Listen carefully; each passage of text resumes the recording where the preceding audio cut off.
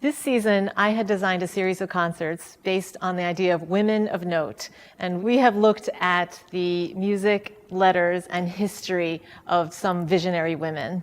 And for this last concert of our season, I thought it would be wonderful to have a composition written by a woman composer that would be specifically tailored for our choir and organ, which are at the Unitarian Church of All Souls in New York City. We're delighted to have Bora Yoon write a piece for the last concert in our music series of this year, Women of Note. Well, it's a real honor to be a part of the Women of Note series, and I really wanted to honor that sentiment and also kind of give voice to the Gospel of Mary. That is an apocryphal text that has been found in fragments but has not really been set in a musical way until recently. Well, the Gospel of Mary, it's a very short gospel. It has certain sections are whole and other ones are completely missing. And I picked the fragments that really had kind of this crystallization of lyricism or romanticism to them that had a resonance for me that I felt was very intuitive or very truthful. I just think it's very poetic and very fitting for this ensemble. This particular concert centers on the theme of light, and we are doing a piece called Luminosity by James Whitbourne. And when I received a grant from the Sorel organization, which promotes women in music and gives composers and performers more opportunities to work in music, it seemed like a very natural thing to have Bora come in and be the composer.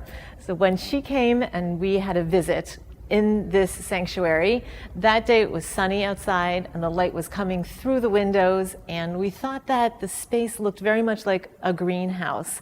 We started talking about the nature of a sanctuary, an urban sanctuary. So behind this new choral work is a living, breathing soundscape. When I first visited the All Souls Sanctuary, I was just really taken by the light and the sense of space and the sense of buoyancy that this sanctuary has. I think that's what the role of music is in a church or in a sacred space, is to illuminate the wind that's happening or the spirit, or kind of gives, for a moment, visibility to what is invisible. And so I really wanted to create a soundscape that lived and breathed in this atrium and had kind of a porousness that gave dimension to the visual language of what you see in the space, the high windows, the fact that you know that you are in an urban setting right on Lexington, but at the same time knowing that this is literally a sanctuary. I mean, when I see light, I think of clarity of vowels and tone and the beauty that's in Latin chant a lot of times. I mean, whenever I hear chant, I literally see and equate it with like beams of light.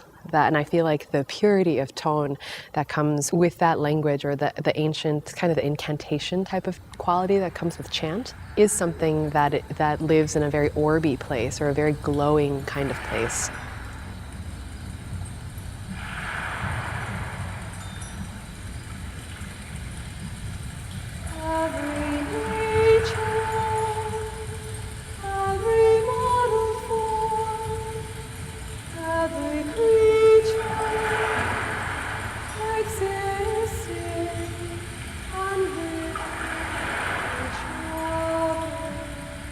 The structure of the piece starts with an incipit, which is a Latin verse that kind of summates what the piece is about. And the first line is, every nature, every modeled form, every creature exists in and with each other.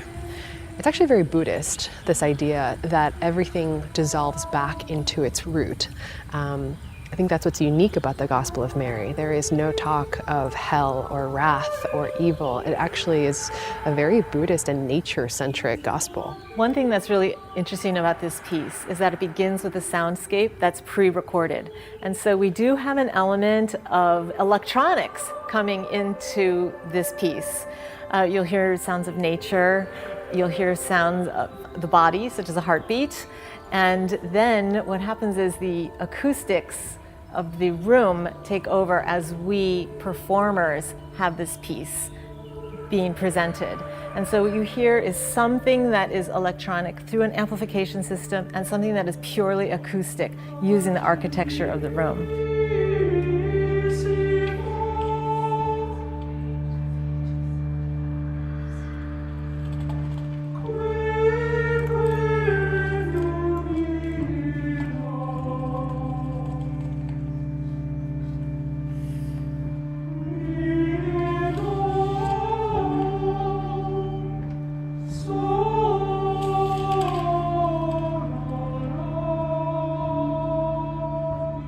Within the text, there actually is one Latin couplet that I did put in there. It's the only Latin in there.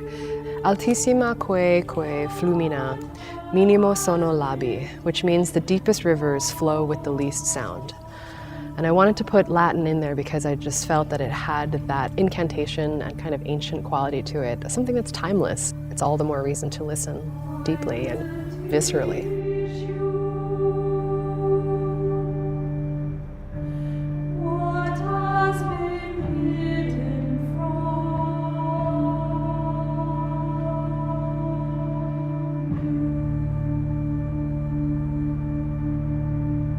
I think the choir is really excited to do this piece, and it is important to have a living composer.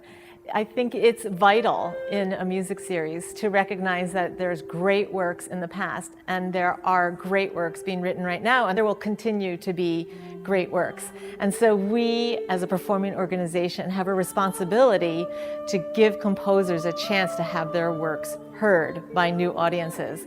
And the audiences are in for a treat when they hear this kind of beautiful sound.